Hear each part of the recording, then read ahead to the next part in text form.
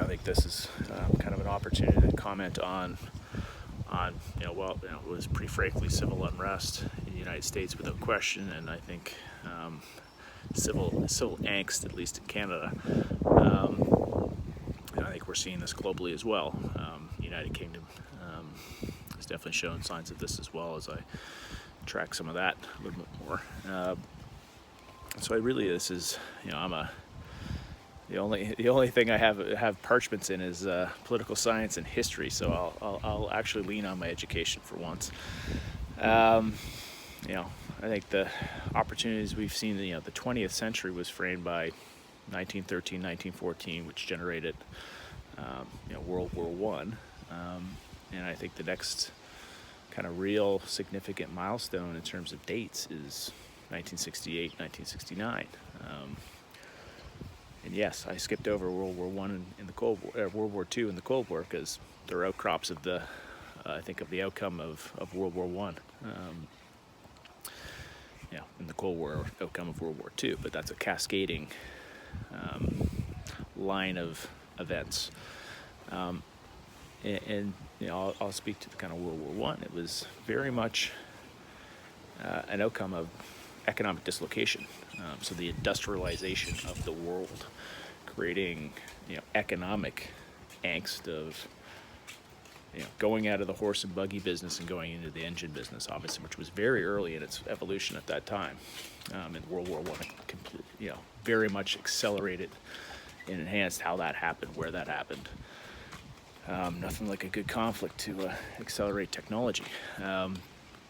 But that economic dislocation of urbanization, industrialization, away from agricultural culture and economics, created unbelievable amounts of social angst and societal angst that exploded out in a whole bunch of different ways in the format of World War One.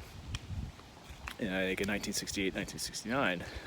Specifically in the United States, but I think the United States at this point and that point was a cultural hegemon that dominated the world. I mean, we're all essentially members of the American empire. Don't like it? Give me a better argument, but we're part of the American empire.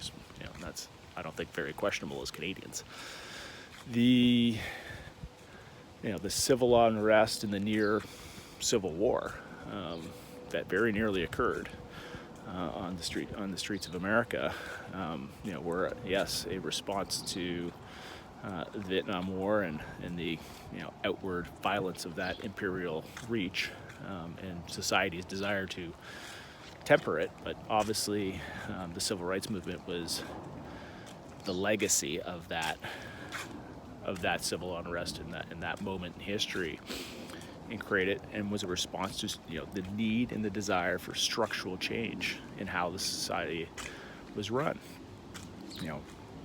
Blatantly a response to Jim Crow and the failure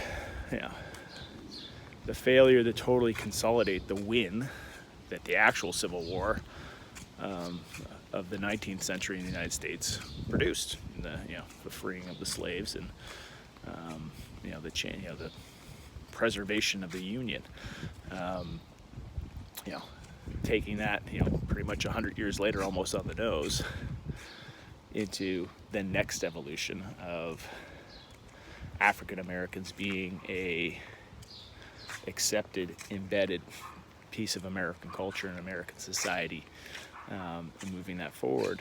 And I think, we're almost 50 years down the road. 50 years down the road from that.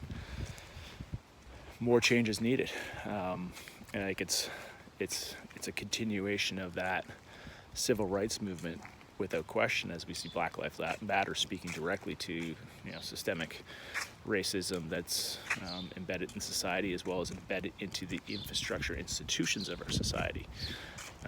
But I think the overall explosion of that activity is not dissimilar from 1968, where it was a combination of Vietnam, combination of the baby boomers coming of age, combination of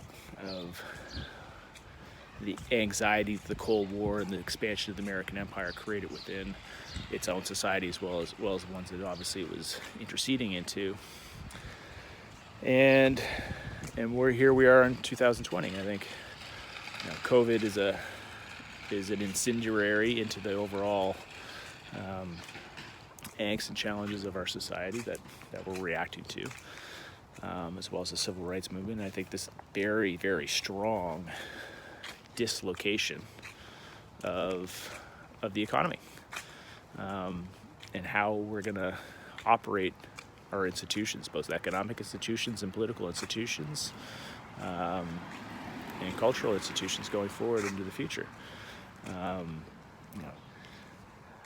We've digitized it, and we have to create infrastructure that responds to the fact that our society is digital, digitally embedded, and use 21st century tools instead of 18th and 19th century tools. 1864 was a long time ago. 1778 was a long time ago.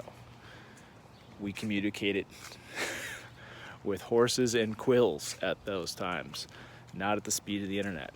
A huge piece of World War I was inability to respond to the communication technologies that had evolved with telegrams. The speed at which global news could move in 1914 was completely disruptive to how society was run, and we're in that similar communication shift here in 2020, and we need to react to it and lead through it. And so there's big opportunities there, and I'll close off my kind of stump speech there, and I'll look forward to talking to you on Monday Momentum. Thanks.